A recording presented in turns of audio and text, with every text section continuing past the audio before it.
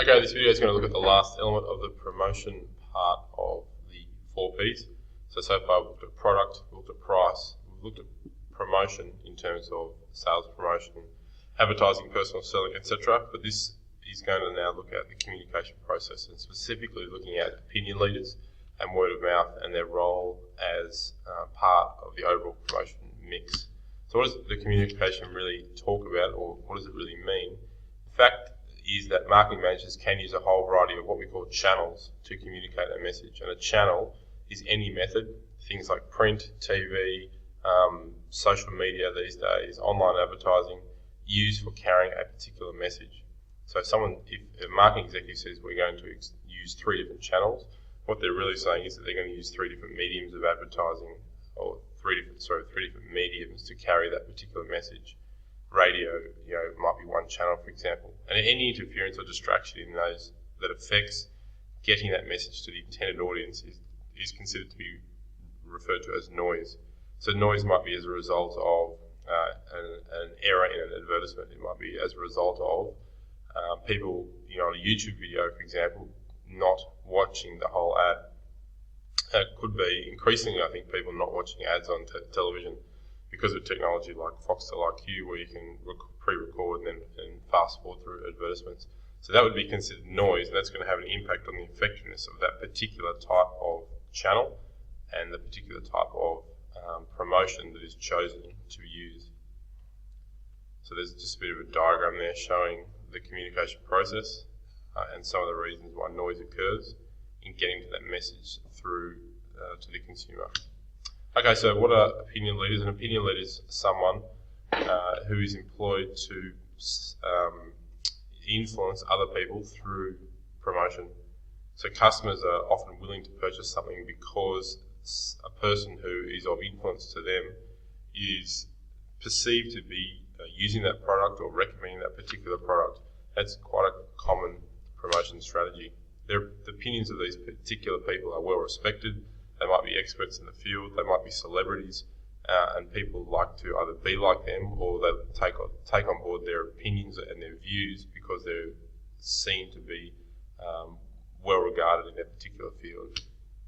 So examples of opinion leaders could be actors, for example, advertising products on television, models, wearing particular clothes, for example, and sporting celebrities endorsing particular products. If you think about the number of sporting people in particular who endorse different brands of boots, different clothing manufacturers, different cricket bats, for example, in the sport of cricket, they are effectively opinion leaders. By paying those people to use your products and to speak highly of those products, that is an attempt to influence the consumer and influence the consumer's purchase decisions. A second element in terms of the communication process and another channel is through word of mouth. So communication when people influence each other during conversations. Now, word of mouth isn't easy to influence because people can say whatever they like really about a particular product. And really at the end of the day, it's up to the marketing person or team to try to influence people's conversations so that they are having positive conversations about a particular product. So that means that things like the quality of the product need to be at the level that the customer is expecting so that they speak positively about that particular product. An important point about social media, that businesses are increasingly using social media to engage with their customers, and that is allowing them to some degree to be able to control and dictate that word of mouth message by pushing messages out on social media through Twitter, through Instagram, for example. They are able to have some sort of influence on what people are saying about a particular product.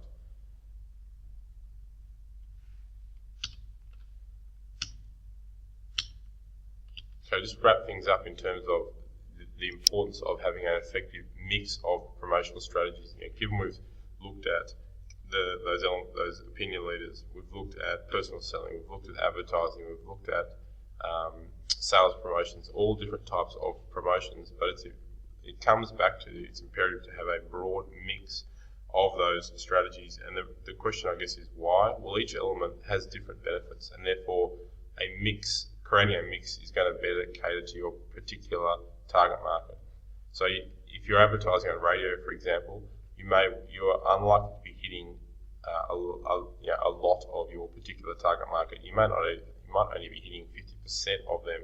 So therefore, that needs to be complemented by some other forms of promotion to try to hit and to try to influence those other members of the target market who you haven't targeted in your radio advertising. Each element may also influence the same single consumer in many ways. So you might be having an influence in more than one particular manner. And additionally, each component should be coordinated to make the communication process more effective and therefore achieve its marketing objectives. So just having one TV advertisement, for example, you would say is probably ineffective, but having 3, 4 advertisements and maybe changing those advertisements relatively frequently is meaning that the communication process is becoming more effective.